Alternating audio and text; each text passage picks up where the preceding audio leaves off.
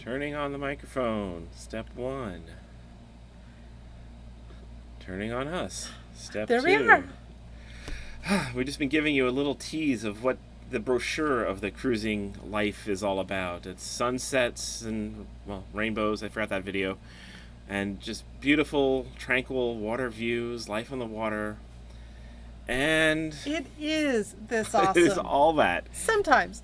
It is Most all. of the times. Actually, a lot of the time. It is all, yeah, it is. But today we're going to talk about a little bit of the underside, the not as pretty side of the boating lifestyle, and some of the things that we kind of caught us off guard, that we might have known about in advance, but didn't really know and fully understand in advance. So, go ahead and put us on There big we screen. If you're not familiar with us, I'm Cherie, even I'm though Chris. it says I'm Chris. Yes, and I'm Chris. And we're Technomadia. And we've been living on the road and now the water for 12 years now? Something like that, yeah. 2006, he hit the road solo. I joined him shortly thereafter, and we full-time RV'd up until March of 2017, when we purchased our boat to start exploring the Great Loop very slowly. Yes. And so we've been in the boat roughly a year and a half now. We've been learning a lot. We were not experienced boaters before this, and it has been a big learning curve, and that's actually part of why we did it. Was we love learning curves and wanted to have all this new experience because we'd gotten a little used to the RVing thing, and, well, we've been diving in really deep. So there's a lot of things about a nomadic lifestyle that can catch someone new to the lifestyle off guard. And because we already had 10 plus years of living in small spaces and being nomadic, we had already dealt with a lot of the challenges, like dealing with your mail and healthcare, community, and some of the other kind of gotchas that the lifestyle could get for you. And coexisting in tiny little spaces, dealing with our waste and our water, and all those things were old hat for us. And we covered those in a video a little over 2 years ago. It's a really fun video. It's one of our most popular one ever. You can find it at technomadia.com/suckyrving.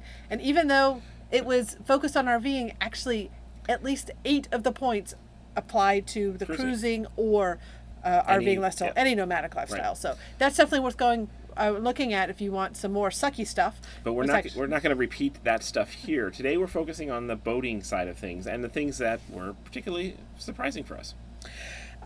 So we did do a lot of research before we geared up for boating. It had been on our radar for quite a while. We paid attention on forums. We did do some in-classroom training. So it's not like we went into this, as complete novices. We really were trying to be as eyes wide open as possible. And we knew there was going to be downsides and dark days and trouble and stuff. We expect that, and we've been through all that in the RVing world too. It's so we weren't Pollyanna-ish going into this, but there were some things that caught us off guard. And I don't want you to take this video as all negative. So just remember those beautiful views. Most of the time, life on the water, life being nomadic is amazing and awesome and wonderful. But we do want to counteract some of those beautiful photos and bring some reality back into it. And that's what this video is mostly focused on. And also just focus on things that, as landlubbers, people who didn't have boating experience, things that we might have learned in our research, but it didn't quite click as deeply until we experienced them in the water. So I can guarantee you, if you're shopping for a boat or just bought a boat or own a boat, there's going to be 2 things that almost everyone's going to say to you within the first 5 minutes. And then over and over and over again every day is a YouTube comment. And I bet there'll be comments on this video, because there always are. The first one is, you do know what boat stands for, right? Break out another 1,000. Okay, yes.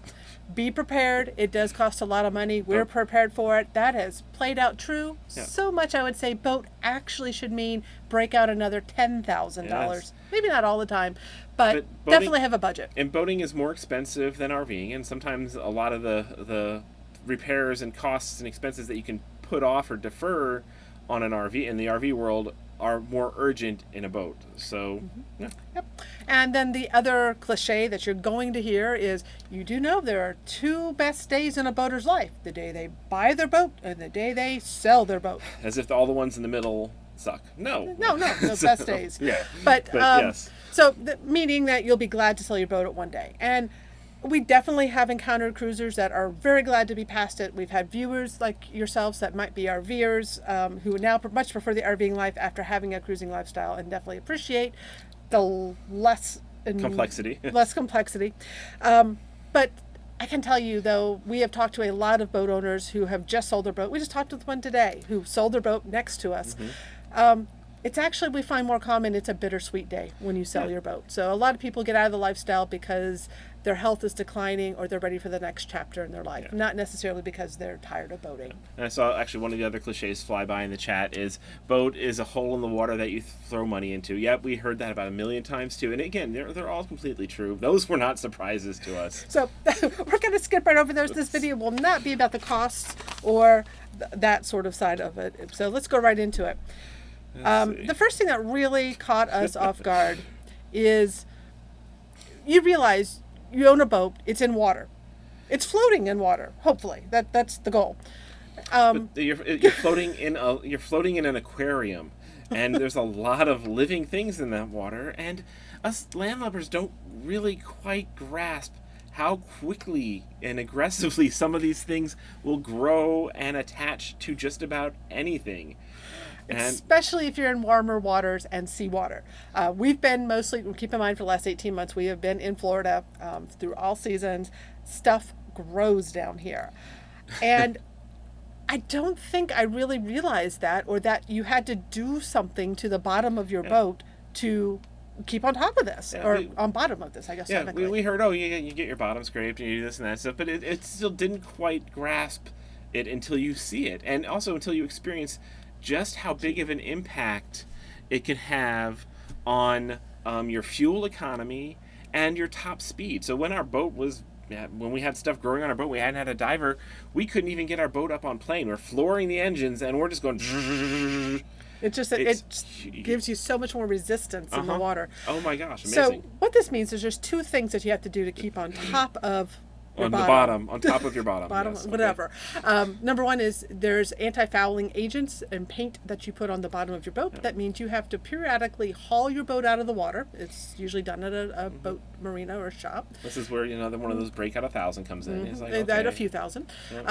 Have the bottom really cleaned. In our case, last time we had it sandblasted and we took it down to the hole and started over, and then you refresh the paint with this anti-fouling stuff that helps to slow down some of the growth. It does not stop the growth. No. Because then once your boat is back in the water, you have to get underneath it and clean it. And that's usually using some sort of spatula or a scraper, metal scraper or brushes and stuff and removing it.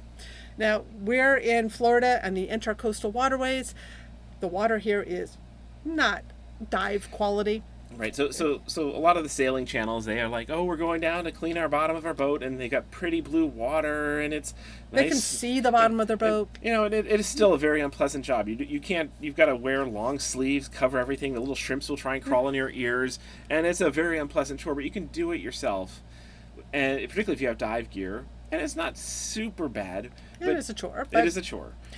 Or the other option is when you're at marinas or even on the hook and you've got a cruising community around you, there are certified scuba divers who have made it their income to dive your boat for you, and you pay them to clean it for you. So that's typically what we do because we don't have dive gear on board. We're not cruising in scuba areas right now. We are certified, but we're not cruising in good areas. Certified in the head?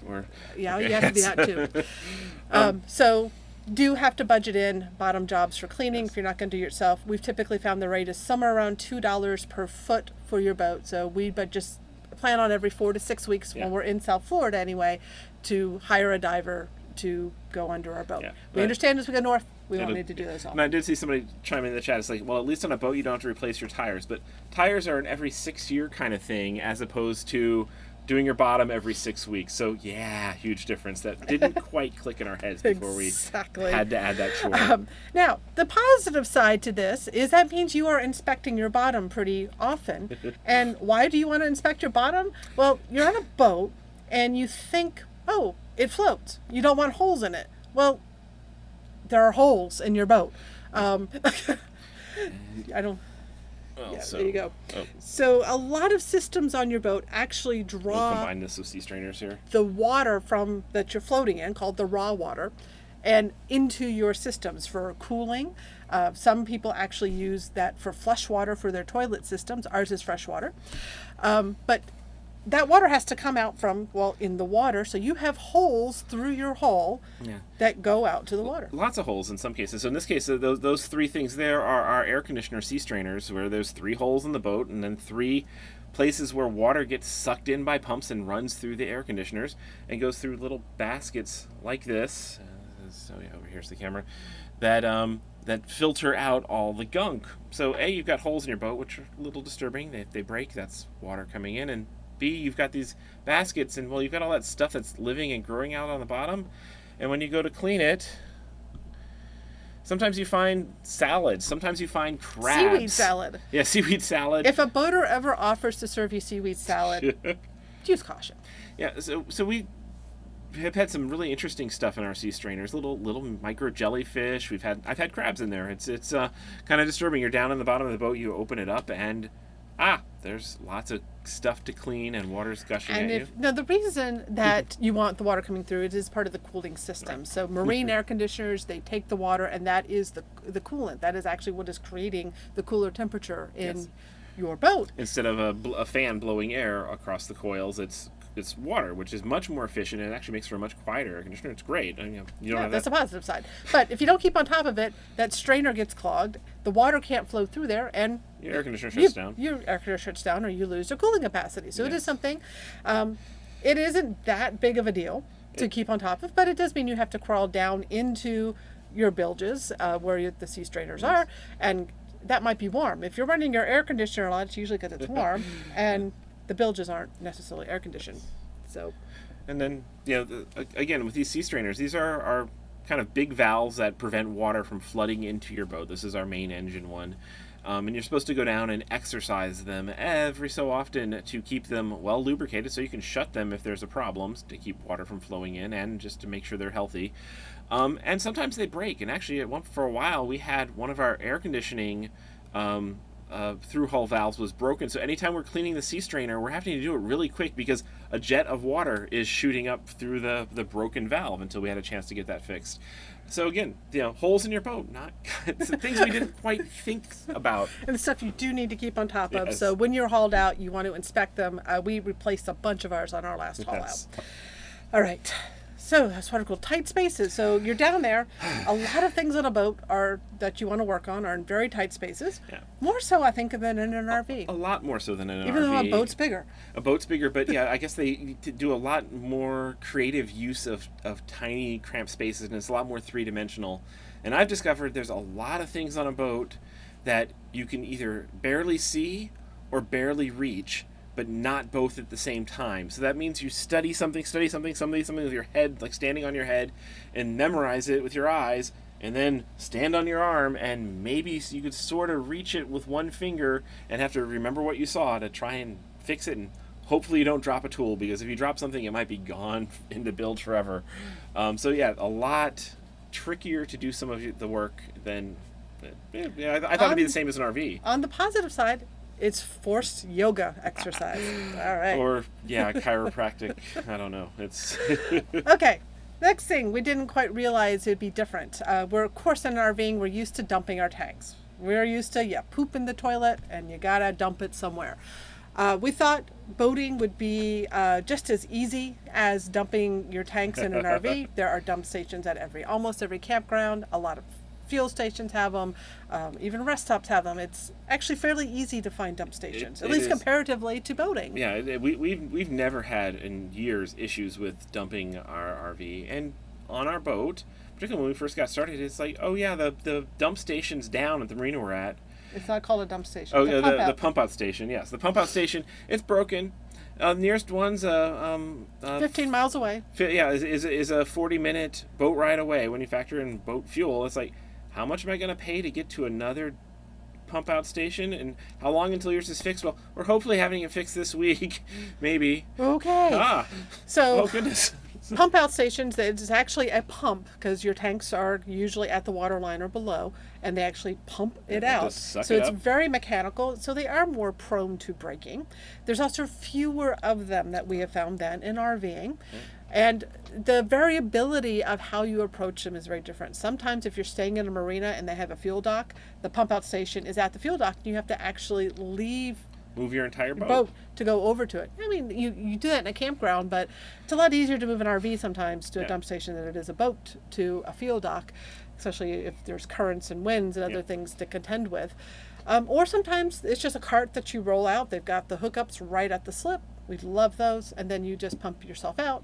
Or sometimes the marina just comes around on a schedule, and if they can't get to it or they miss you, you missed your week. Yeah, and that can be really, particularly if you're coming into a marina for just a day and you're thinking, oh, wait, while I'm at this marina, I'm going to get myself pumped out and everything. And they're like, okay, well, we do pump outs on Wednesday. And if you get there on Thursday with full tanks, you're like, guess I'll be walking up the dock and using shore facilities for a week. Some of them will be lenient, Yeah. especially for transients, and they Yes. will they'll send out the crew to come and Yes. pump you out anyway. It's definitely more complicated than we Yep. expected. And then there are pump out boats that'll come right to your boat as well and pump you out. Now, if you're going offshore, so keep in mind we're doing mostly intracoastal travel, so we're not offshore.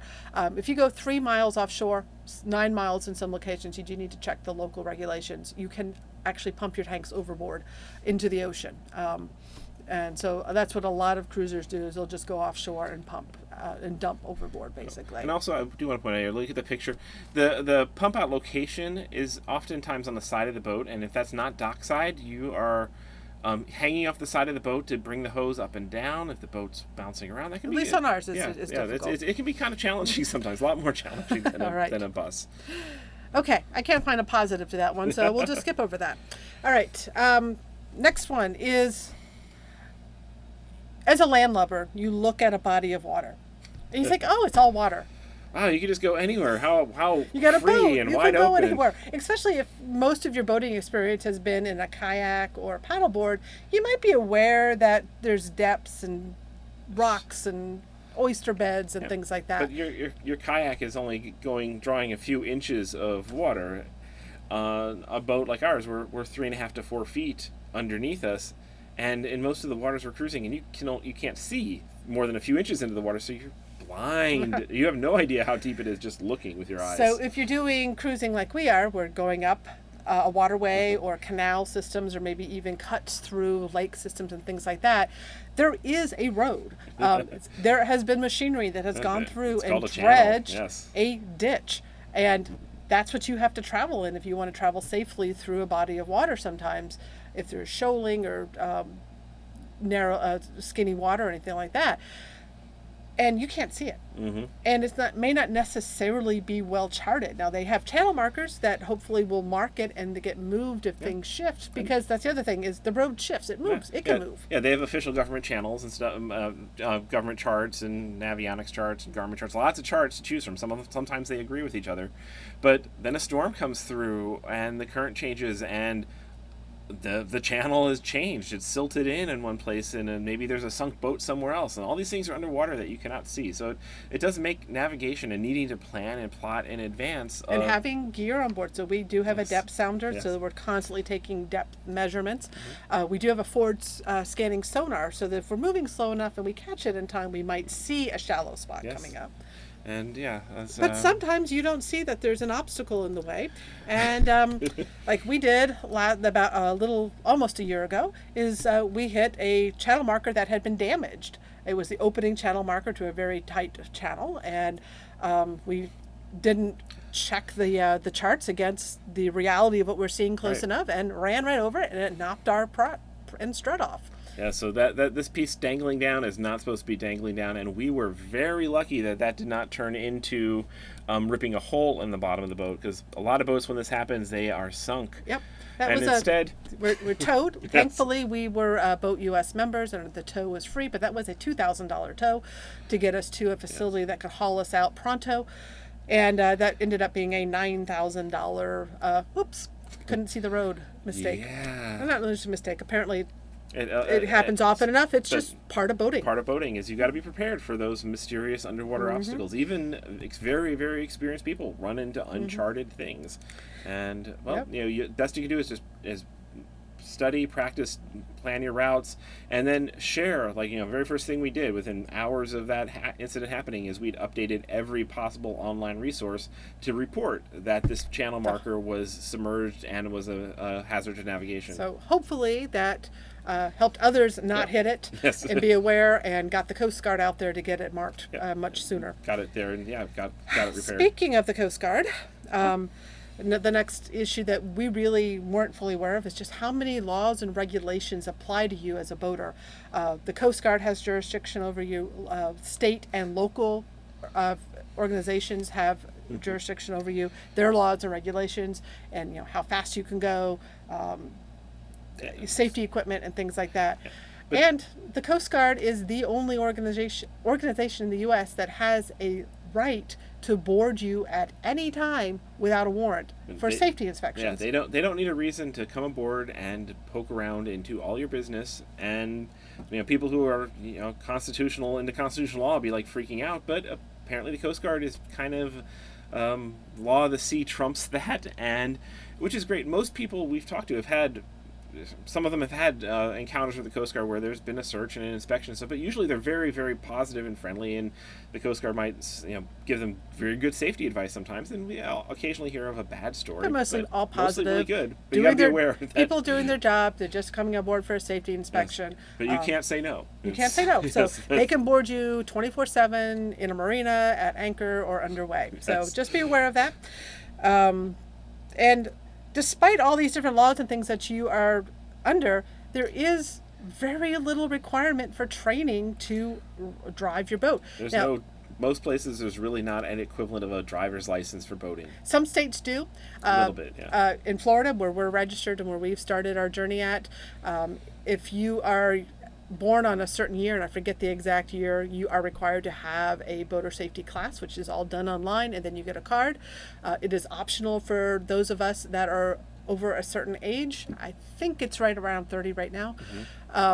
I have my card. I went and did it. You still need to finish? I've got like 2 classes left, two online exams left to finish. We did it, but it is upon you to get the training that you need to feel comfortable. Maybe your insurance will have requirements that you have to have to get insurance on the boat. Or maybe your insurance surprisingly has none at all, which was our insurance kind of shocked us when they told us newbie boat owners, here you go. Do you need training? No, just go for it. So, but what that means is even if you have gotten training to make yourself feel comfortable, that doesn't mean the boat that you're encountering next has. And so you have to be extra vigilant about the boaters around you, because not everyone who owns and drives a boat is necessarily trained. Yeah, so some of them are more focused on how much beer they can cart to their fishing spot than on safe boating, and you definitely have to keep aware of that. All right, we're getting towards the end, I promise. Okay. All right, motion. That's okay. When you're in an RV, you expect to be in motion when you're driving, and maybe in a heavy windstorm. But when you hit the parking brake, and you're still, your RV's not going to move unless you have an earthquake or something until you're ready to head out again. In a boat, there is no parking brake, really. And you may be still, right now we are parked in a marina, but we still get little waves coming through. Wind can impact us, so we still are moving. And depending on the marina, sometimes you can get some pretty surprising and pretty big waves, big enough to even knock things off a counter while you think you're safely tied up. When you're at anchor, you're of course always subject to currents, winds, and of course wake and waves. And other boaters who are not considerate who shoot right past you, and suddenly you're going like this. When you're underway, other boaters may not be considerate and may not slow down enough and give you a really good waking, and that means your boat's going to go more topsy-turvy. And of course, if you're going open ocean or in places with weather, you're going to have a lot of waves. So that does mean that you pretty much always have your boat in what we call motion mode, so minimizing the number of things that can fall over, which has the positive upside that when you are preparing for a cruising day, there's less to secure. There's a reason that the term shipshape exists, is you keep things shipshape and you're less likely to have damage if there's a random sneaker wave that comes along and bounces you around. And the other positive is when it's just moderate motion, it's actually very relaxing, and I love sleeping to the motion of the boat at night. It is just I miss it when we're on land. Even in a marina, you just get that gentle back and forth, and I love it. All right. Next one, limited shade. Okay. It makes 100% logical sense that trees don't very often grow on water, thus there's little shade when you're on a boat, shade from other things.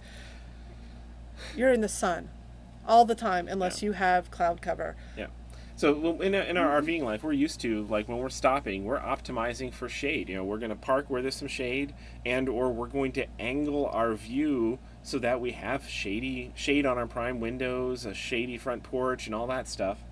And that is very rarely an option in a boat. It's if you're out at anchor, your angle's constantly changing. There's no making sure you have shade on your prime windows. And when you're in a slip at a marina, there's very little wiggle room to angle your boat at to get a better angle. So that is something to consider. It causes that means that it's going to be extra heat if you're in a warm area on your boat. If you're in a cold area, that might be a positive.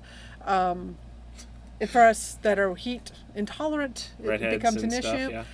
And we're also finding that not many boats have awnings over windows. So it's kind of a surprising thing, I guess. Yeah, I've been kind of eyeing our boat of how we might be able to put awnings over our windows. That would help a bunch. RV windows all have awnings, and why don't boat windows? And I guess, it might not be the most nautical thing, but it would be kind of nice some days. All right.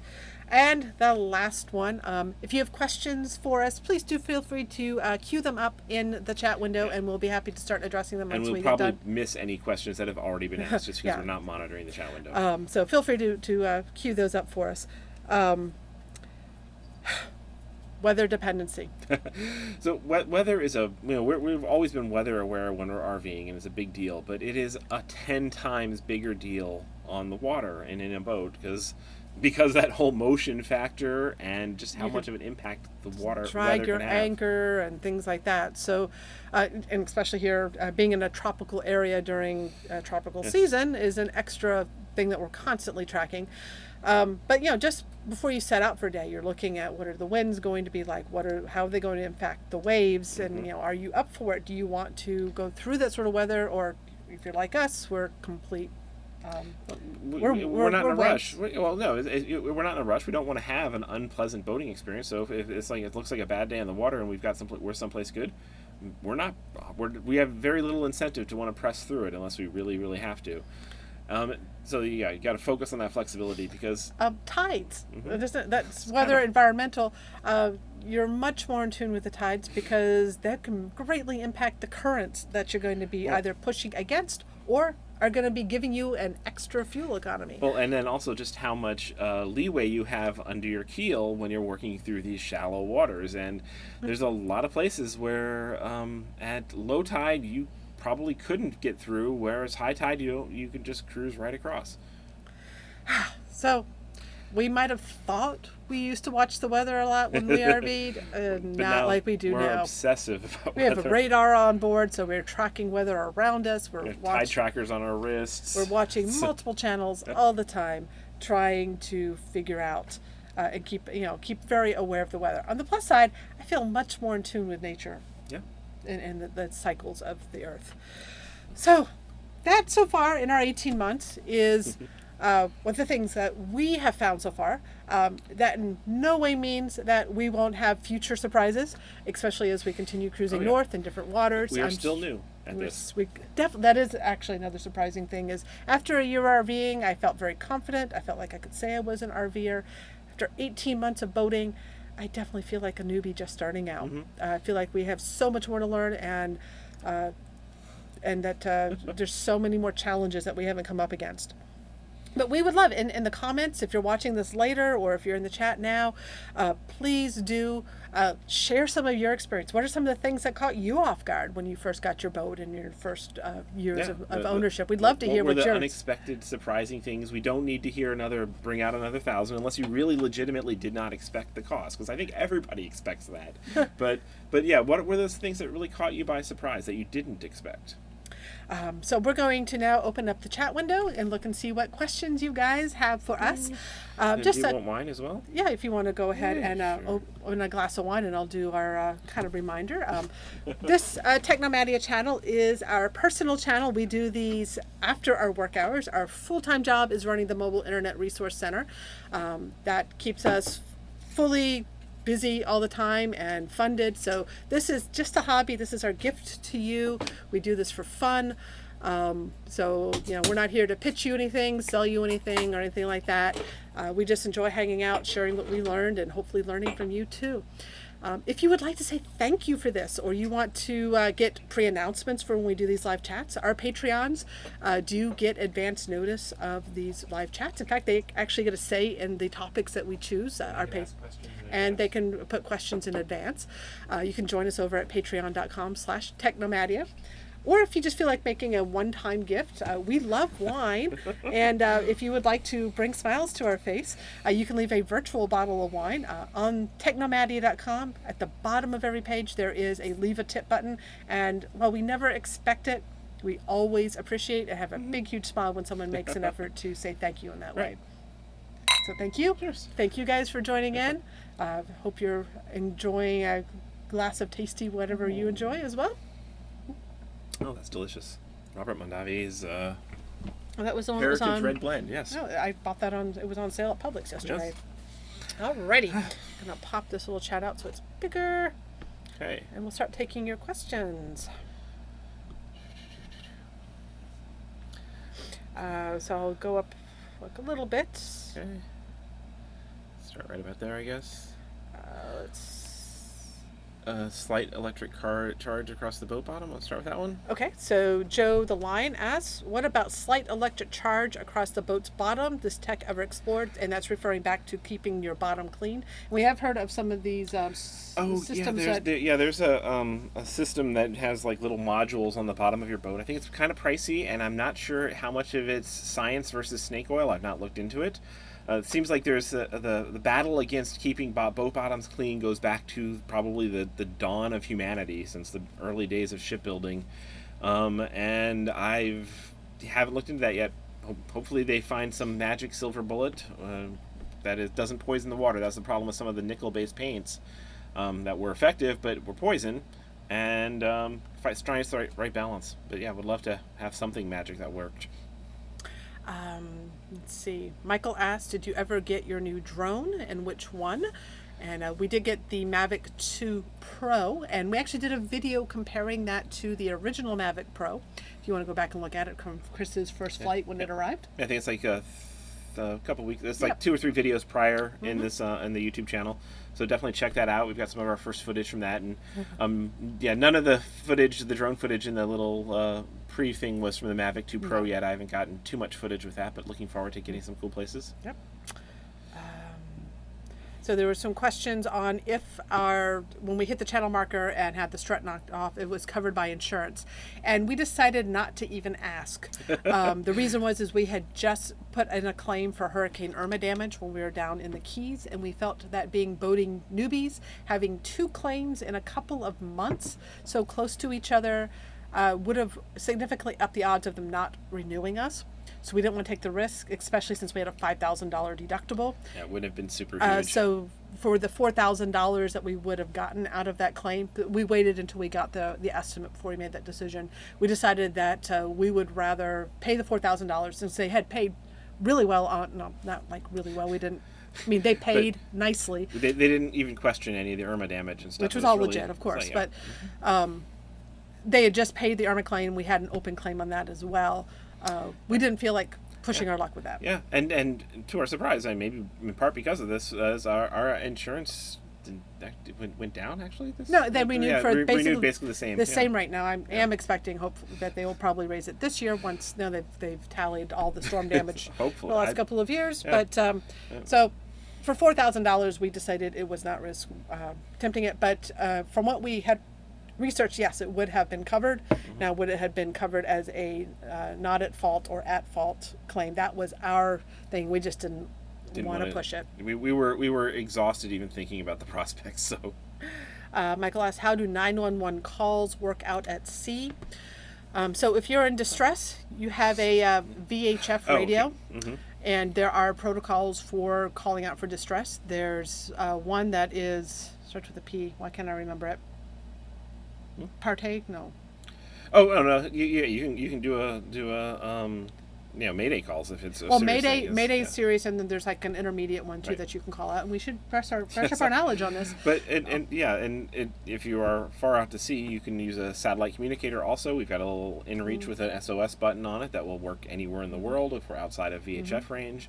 But just keep in mind that there may not be a boat within 20, 30 minutes of you, and your emergency may be stronger. And kind of the rule of boating is if you hear a distress call and you are the closest boat that can render aid, is you're sort of required. I think you actually are required to go and help. render aid, to go and help. And if the Coast Guard is in range as well, they will be communicating with what their status is and when they can get there. It is an interesting because when you're underway, you monitor channel 16, which is the emergency and hailing frequency, and sometimes you actually hear the Coast Guard working an emergency and people calling in. It's like, hey, there's a boat taking on water, it's sinking. Coast Guard's got a plane up. They're giving instructions to somebody on the ground. They're saying, hey, we've got a boat inbound. It'll be there in 30 minutes. Can you give everybody life jackets? It's sometimes kind of dramatic to be listening in on something you can't see what's happening, but you're just hearing it over the radio. But usually good things happen, mostly. And see, Joe is here. Thank you, Joe. He has been watching our videos for a long time and participating in these live chats, and is our volunteer moderator and also become a friend in real life. And we so appreciate that he helps out and in the chat room. So thank you, Joe, for joining us. Road Trip Rob had questions about guns on the water, and we are clueless about that topic, so I'm not even going to attempt to answer questions about that. There's a lot of very in-depth forum threads. It's a topic that gets discussed frequently, and we kind of skim over because it's not something that is a big deal for us. Let's see. There's a Kiki question there. Okay. Oh, so we have there's others before that. Okay. So what kind of dinghy lift? Let's see. No, wait. Wait a minute. It'll scroll down to the bottom. Okay. Okay. Sorry, we lost the train of the chat. I wish the chat thing had like a checkbox or something. Trey asked, do your insurance costs fluctuate according to what area of the country you are at any given time? We presently have a policy that covers us for being in Florida during hurricane season, which is more expensive than other options. Once we are out of the hurricane belt, we will probably look into switching to another insurance plan that would hopefully be cheaper, that doesn't include coverage to be in a hurricane zone. Yeah, and when we first bought our boat, being boating newbies, we basically it came down to just one insurance company we found that would even write us a policy. So after several years of experience and being out of the hurricane belt, we're hoping we'll have lots more choices for insurance. Although we've been very happy with our insurance company. Let's see. Matt would like to know, do we prescribe to the if you can't tie a knot, tie a lot principle? Of course. He does. I learned at least the basic knots and gotten pretty good proficient with them. So I try to do real knots. I know some knots, but yeah, it's you go more the tie a lot stuff, so I handle lines more often. But you're also much more comfortable getting this thing in and out of a slip. So we all have our strengths. Scott would like to know, how do marina costs compare to the cost of an RV campground? That's a great question, and we'll probably do a video on this at some point. Yeah, it's when you're looking, we've talked about some of this in the prior chats too, if you go back, but when you're looking at the monthly rates, we've been very surprised at how comparable they are, if not to a monthly RV rate. Right. On a nightly basis, it's obscene. Yes, marinas can be crazy. A nightly rate in a campground might be somewhere between $15 a night in a public campground up to $50 in an RV resort, RV park. Yeah, maybe $75 in a super fancy one. Yeah, if I find a marina that only charges us $75 for a night, we're like, woohoo, it's cheap! Yes. Yes, because they charge by the foot, and definitely a whole different ball game. But once you factor in weekly and monthly, it starts to get very impressive. Yeah, so we've had monthly rates at marina, so we're at one right now. This is very much a resort. We got a hot tub, a pool, free laundry, pump outs, walking distance to lots of stuff. It's amazing, and a great staff. Lots of social stuff. They took us to a baseball game for free. I mean, this is a fabulous marina. And we're paying just like right under $1,000 a month for our 47-foot yacht in a prime urban area. So hey, and that's kind of on the pricey side for the marinas we've been in. We've had them as cheap as about $600 a month. So compared to RV parks that are in prime areas, it's pretty darn affordable Yes. to do the monthly rates, which is why we're loving them and we're loving the slower pace. Oh, we have the best videos. Well, thank you. Oh, I don't know we have the thanks. best. We just keep it real. Let's see. Keith would know. He was like, says, "Thank you for the. This has been very informative and interesting. And are you eventually going to work your way up to the Great Lakes?" And Absolutely. that is the plan. Yes. I think when we were originally imagining this adventure, we'd be up there maybe Next year, Next I year, think, yeah. I think it's probably going to be a couple more years, maybe more, because we're really enjoying the slow pace.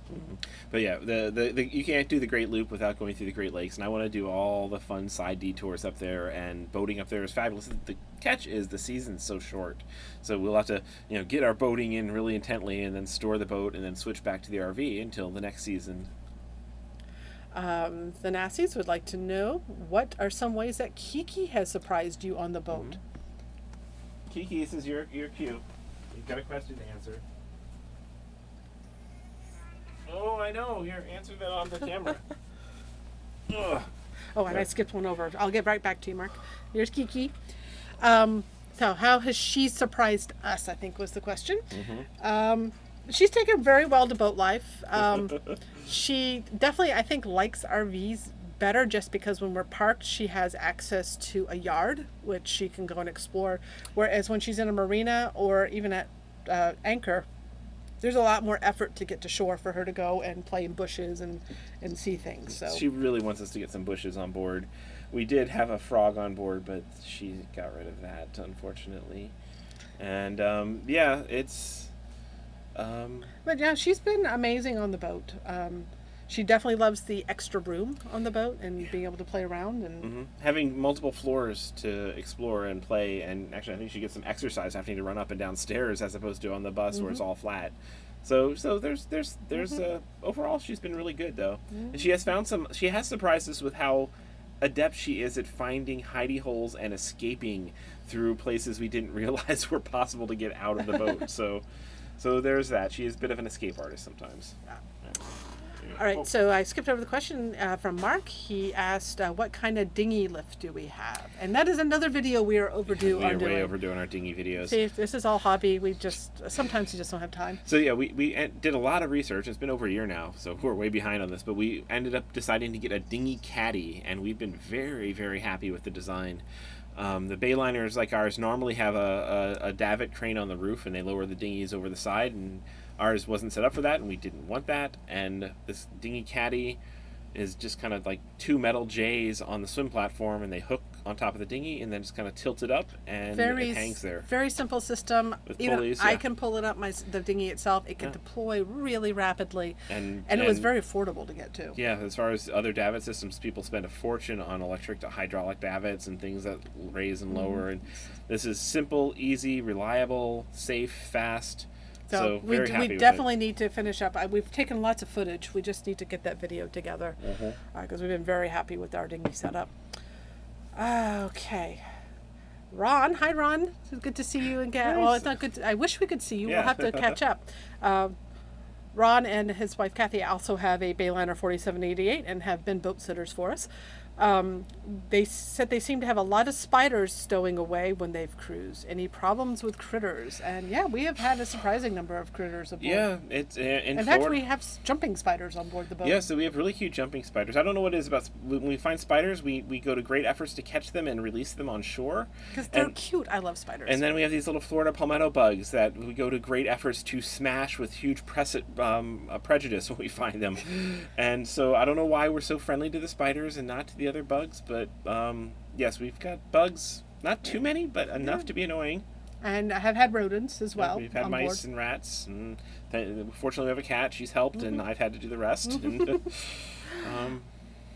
Ron asked, after a year of having the boat for a year, and it's actually been 18 months, if If you could only pick one, would you say boat or RV?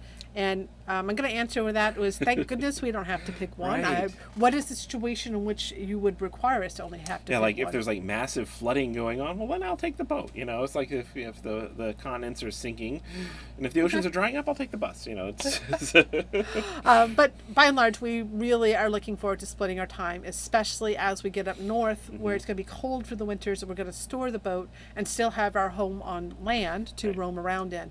So we do intend to really have our years be split up, and we do anticipate over the years our seasons will shift. So right now we're in prime cruising territory that is year round and enjoying it, but as we move north, that will change. right. If we were absolutely 100% forced to choose one right now, we would probably pick the boat just because it's the novelty, it's the new thing to explore, not because we like boating better or RVing better. But we've got a lot of years of RVing under our belt, and boating is still exciting and new. Yes. Yeah, but we are very fortunate that we're able to do both. So hoping the splitting of the year up works out for us, because I do miss RVing. There's lots of things I miss about it, and I know when I'm RVing there'll be things I miss about the boat, and as long as that balance is there, I'm happy. Yep. And if it isn't, then we'll make the appropriate decisions.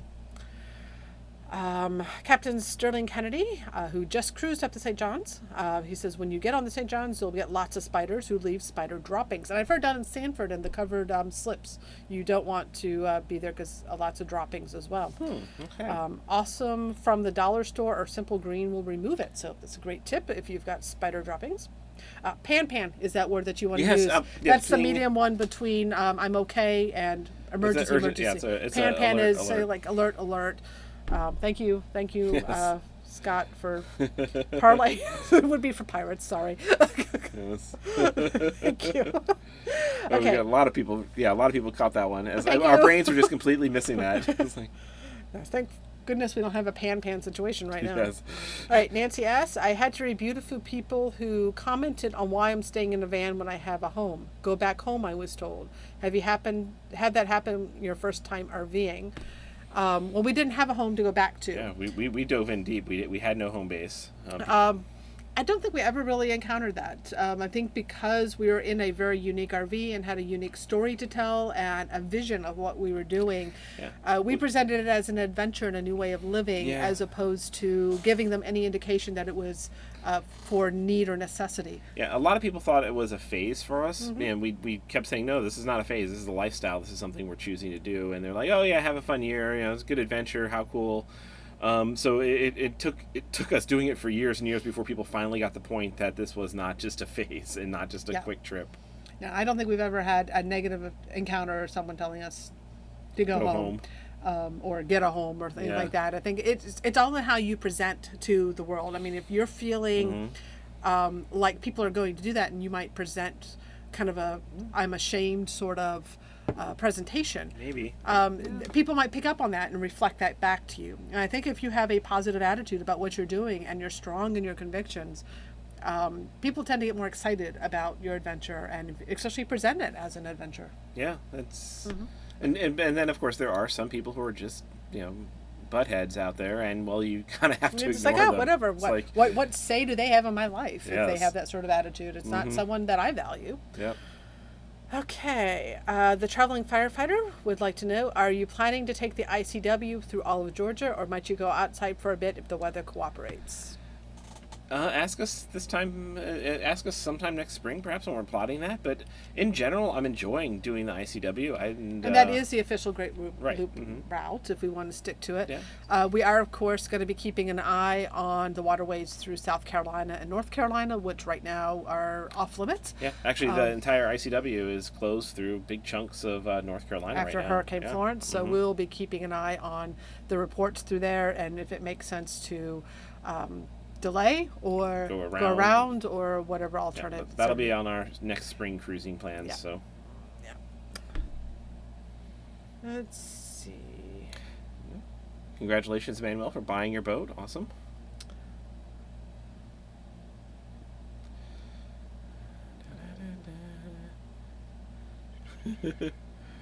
Any issue with the red tide from Derek?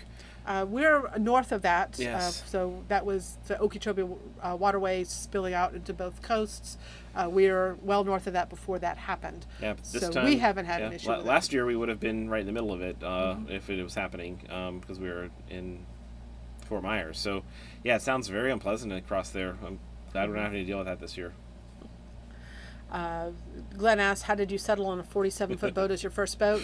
There's actually a video, if you want to go look on that, why we selected the Bayliner 4788. It probably is even popping up as a recommended video to this one.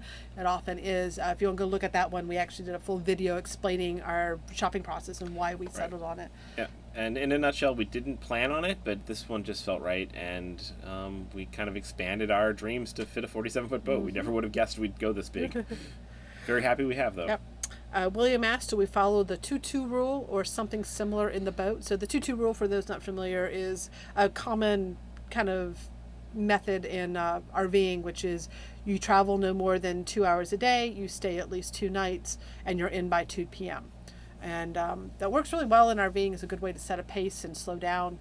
As we've gotten up in our nomadic years, we've definitely have slowed our pace. So Even our further, 2-2 rule is... I'm actually liking the cruise 2 hours, stay 2 months, be in by 2. But or 2 weeks at least. Yeah. Something, yeah. We're definitely slowing it down.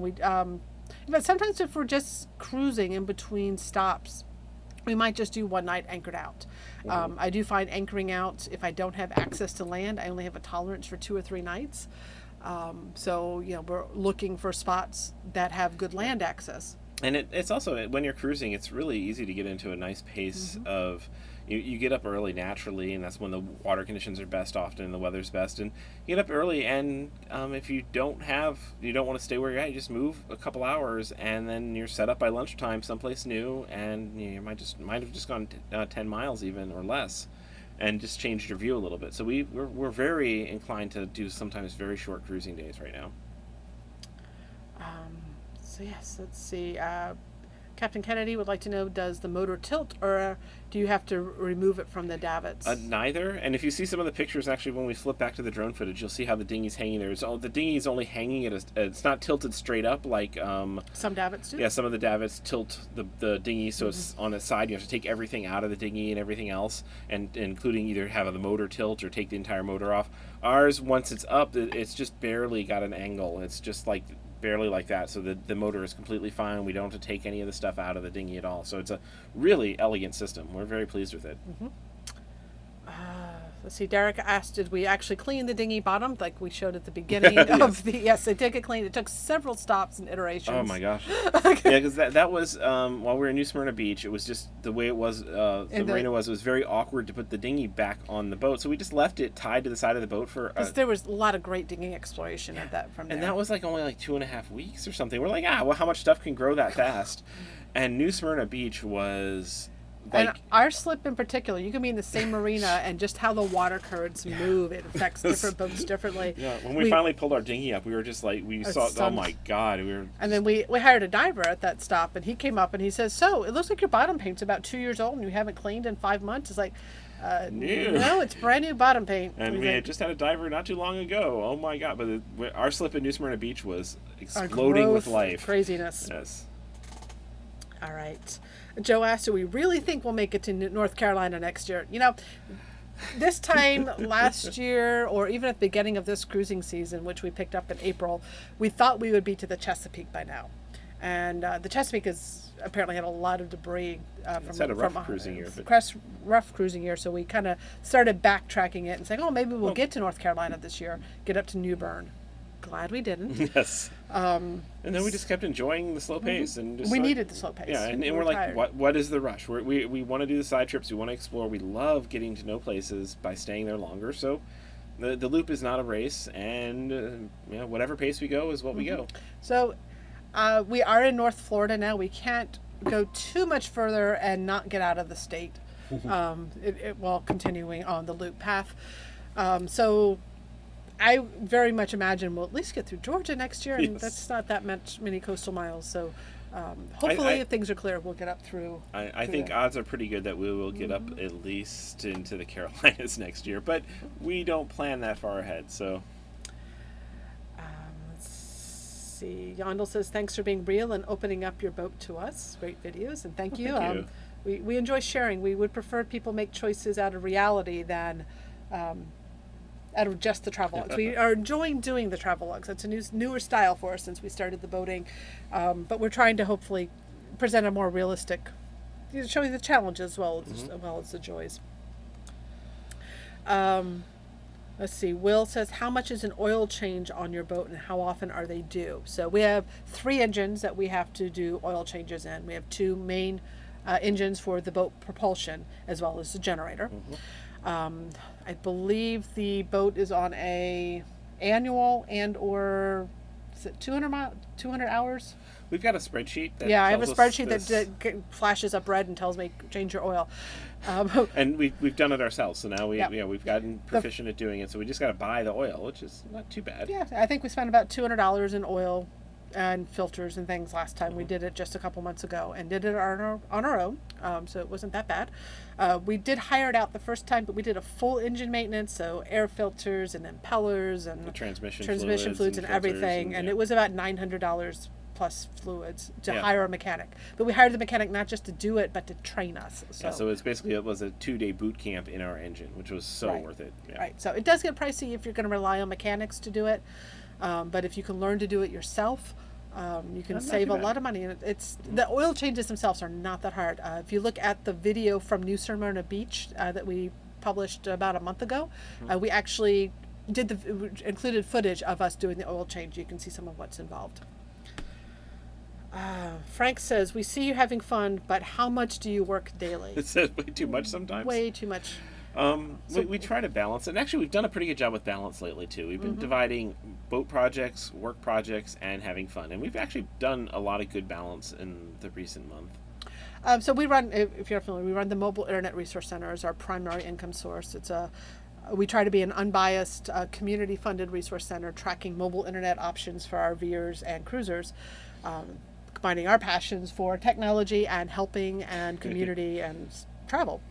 It's a lot of joy to do, but some days if there's a lot of breaking stories, new products coming out, new plans, we can easily work a 60-hour, 70-hour work week trying to write our articles, get our videos out, and updating all the guides that each change makes. And then we have paid members that we answer questions for as they come up. Some weeks, if it's slow news, we can maybe work 10 hours a week. Yeah. So it really fluctuates, and it is very much industry driven. And we do have staff, thanks to our member funding. We've been able to hire staff to help out in writing and contributing content and helping us keep up with all that. So that's been amazing. Yep. And so, we're trying to strike a good balance. We want to have a nice, we enjoy our work. We just don't want it to be completely overwhelming. So it's hot out these days. Here in Florida, it's gotten even hotter in September. I think, Cherie's doing extra work just because she wants an excuse to stay inside. The air conditioning.